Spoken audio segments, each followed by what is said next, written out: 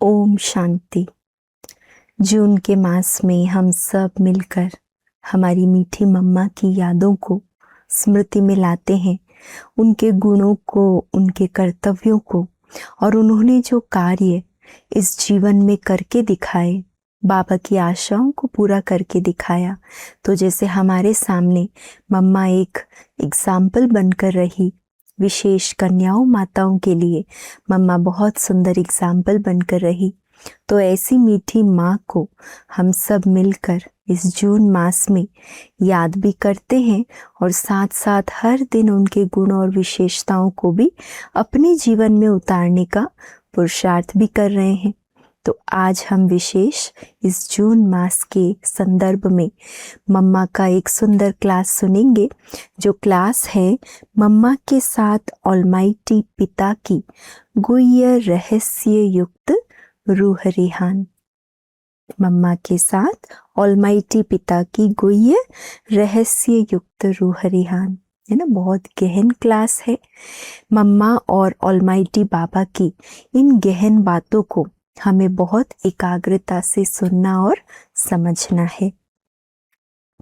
हे श्री राधे बेटी जागो, ऑलमाइटी बाबा कह रहे हैं, हे श्री राधे बेटी जागो, रात्रि का सुख उठा लो। योगियों की तो रात होती है ना।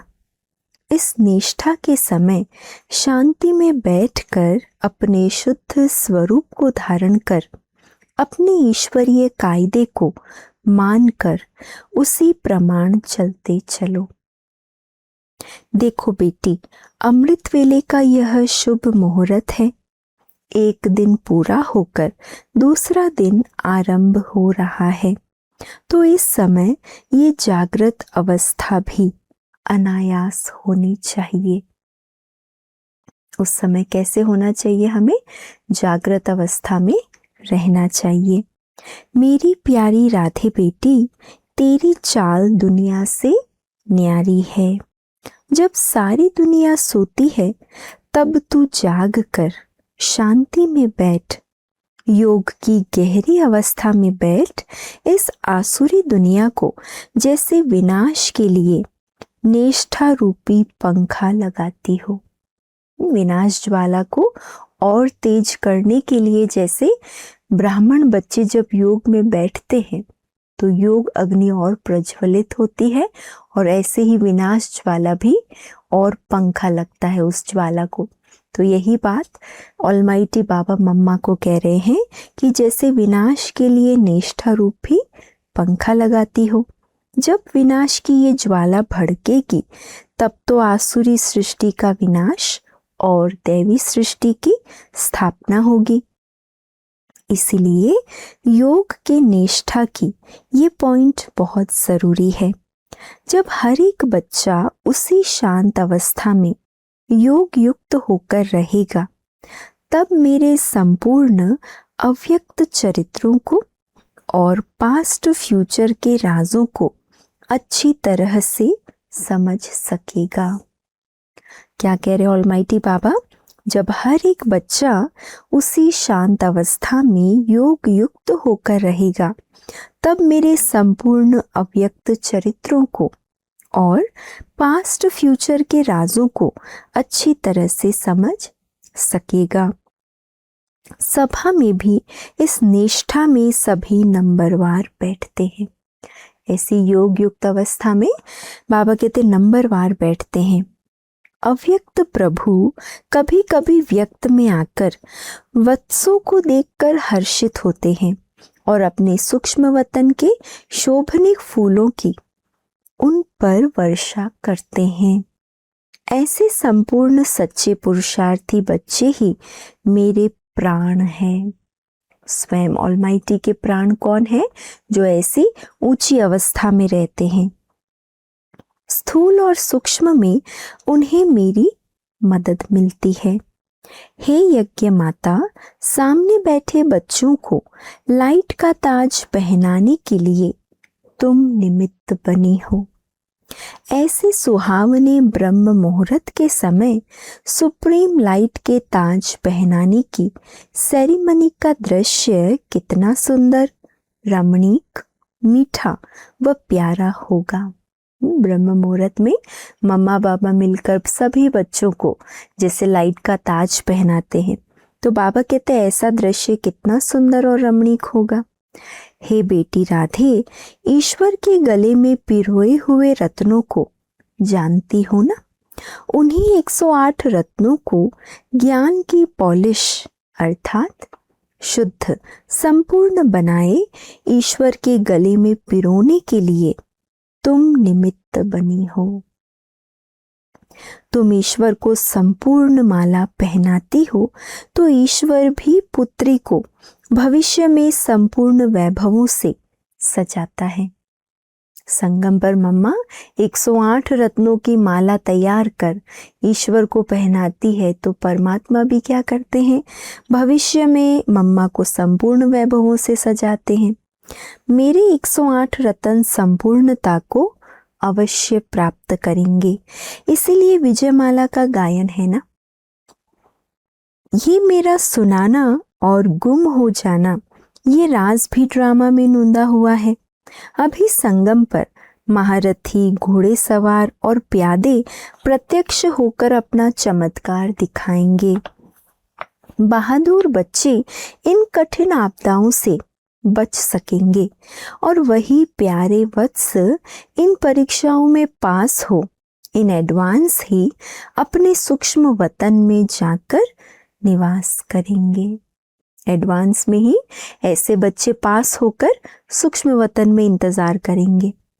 कठिनता के पहाड़ों को अर्थात मुश्किलातों के पहाड़ों को अंगुली पर उठाने वाले वत्सों को ही प्रभु सुनाता है कि कोई भी तूफान आए तो विदेही बनकर रहना।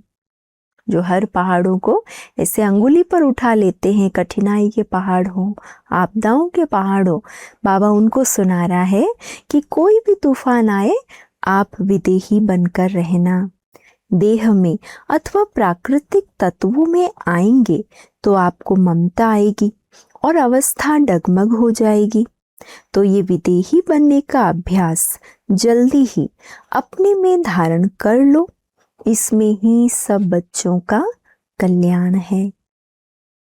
पिता को ही बच्चों को सब शिक्षा देनी पड़ती है, क्योंकि तुम सौभाग्यशाली प्यारे बच्चे हो और सब तो मध्यम और कनिष्ठ भाग्यशाली हैं। अभी हर एक को शांति में रहे अपने दिव्य अलौकिक कर्तव्य में तत्पर रहना है अथवा जागृत रहना है। जागृतता भी कौन सी है? ज्ञान की। कई तो जागते हुए भी सोते रहते हैं। कई बच्चे कैसे हैं? जागते हुए भी सोते रहते हैं। जिसका ज्ञान का तीसरा नेत्र खुला है वही सदैव जागती ज्योत है। अभी समय बिल्कुल थोड़ा है, तो अच्छी तरह से पुरुषार्थ कर आगे बढ़ना है, नहीं तो पीछे पुरुषार्थ का समय नहीं मिलेगा। प्रिय वत्सों के साकार स्वरूपों का साक्षात्कार करने पर अव्यक्त प्रभु को दिल में आता है कि कैसे पुरुषार्थी वत्स अपनी मौज और मस्ती में रमण कर रहे हैं, जबकि मैं जानता हूँ और मेरे पास पहले से प्लान भी है। फिर भी मैं व्यक्त में प्रवेश कर देखता हूँ कि मेरे सर्वत्यागी बच्चे कैसे योग में बैठे हैं। तुम प्राणों में इतनी ताकत है जो मुझ प्रभु को भी ऊपर से नीचे उतार सकते हो। बाबा कह रहे तुम प्राणों में इतनी ताकत है जो मुझ प्रभु को ऊपर से नीचे उतार सकते हो। परंतु जिस सर्वोत्तम ताकत को तुम जानते हो और खींच सकते हो, उस ताकत के राजों को समझना कोई कोई वत्सों के लिए मुश्किल भी है। कोई कोई वत्स समझते हैं इतनी बड़ी ताकत नीचे आए तो धरती भी कांप उठे। अगर परम शक्ति स्वयं परमात्मा नीचे उतर कर आए तो लोगों ने तो सुना है ना, हजारों सूर्यों से तेजोमय है, तो धरती कांप जाएगी। पर धरती को जरा भी धक्का नहीं लगता, ये भी तो उसी की पावर है। ये भी उसकी ही ताकत है जो इतनी बड़ी शक्ति नीचे आए और धरती थोड़ी भी ना हिले। अगर वो अपनी संपूर्ण ताकत को इमर्ज करके आए तो उसके सामने कोई ठहर भी ना सके। अगर ऐसा हो तो फिर सर्विस कैसे हो सकती है? इसीलिए वह अपनी ताकत को मर्ज करके आते हैं। देखो मम्मा क्या राज खोल रही है बाबा का। अगर इतनी संपूर्ण ताकत, सर्वशक्तिमान अथॉरिटी अगर नीचे आए और अपनी संपूर्ण ताकत यूज करे तो कोई उनके सामने ठहर नहीं सकता, परंतु वह अपनी ताकत को मर्ज करके आते हैं।